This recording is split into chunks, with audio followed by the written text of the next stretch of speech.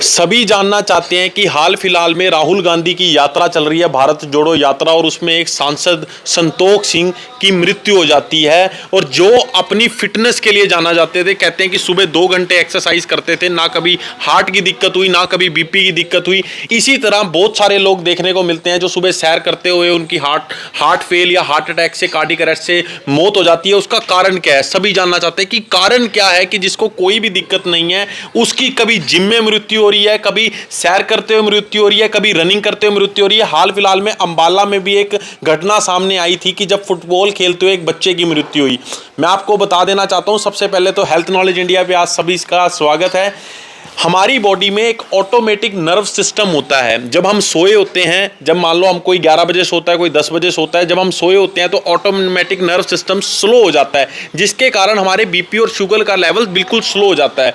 और जब हम उसके बाद उठते हैं, आप अगर 5 बजे उठते हैं तो आप अपना ध्यान रखें, 6 बजे उठते हैं तो भी एक बात को ध्यान रखें, अगर आप दिसंबर से मार्च के महीने में सुबह अर्ली उठ रहे हैं तो आपका जो ऑटोमेटिक नर्व सिस्टम है, जब सुबह उठते ही वो स्लो होता है और आप सैर करने निकल पड़ते हैं, तब आपका बीपी जो ब्लड प्रेशर है वो सही से रेगुलेट नहीं हो रहा होता, क्योंकि ये सिस्टम अपने आप को प्रॉपर ढंग से काम करने में 45 से 60 मिनट लेता है।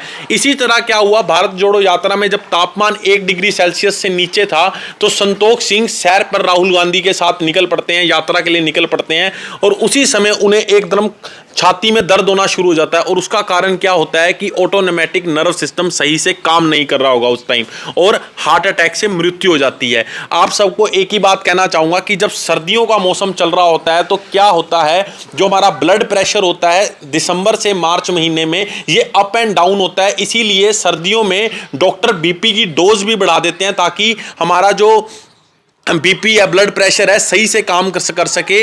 आपको मैं एक चीज और बता देता हूं कि जो हमारे जो बॉडी के सेल्स होते हैं, जो शुगर लेवल होता है वो सुबह कम होता है, इसलिए कहा जाता है कि फास्टिंग शुगर चेक कराएं। और आप अगर आप डायबिटिक पेशेंट है तो भी आपको अर्ली मॉर्निंग सैर नहीं कर रही। जितने भी हार्ट पेशेंट है, जिनको बीपी की प्रॉब्लम है, जिन्होंने स्टंट डलवाए हुए हैं या जिन्होंने बाईपास सर्जरी करवाई हुई है, वो इस चीज का बिल्कुल ध्यान रखें। पहले भी एक वीडियो इस पर बनाई थी कि उन्हें सुबह की सैर नहीं करनी। अगर वो सुबह मॉर्निंग वॉक करना भी चाहते हैं, अगर वो घर पे रहते हैं, बुजुर्ग हैं, 65 वर्ष प्लस हैं या रिटायर्ड हो रखे हैं, तो उनको धूप, जैसे इस समय आप देख रहे हैं ये धूप है, इस मौसम में सैर करनी है आपने, नहीं तो आपको शाम की सैर करनी है। और शाम का भी जो समय रखना है वो 4 से 6 के बीच में रखना है, 6 बजे के बाद सैर नहीं करनी।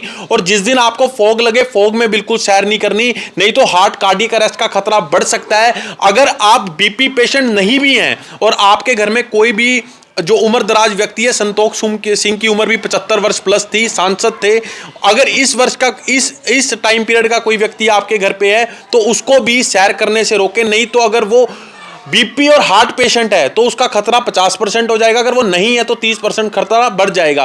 वीडियो को ज्यादा से ज्यादा शेयर करें ताकि उम्र दराज आपकी दादी, नानी, मासी तक ये इंफॉर्मेशन पहुंच सके। और हेल्थ नॉलेज इंडिया को ऐसी कीमती इंफॉर्मेशन के लिए लाइक, सब्सक्राइब जरूर करें।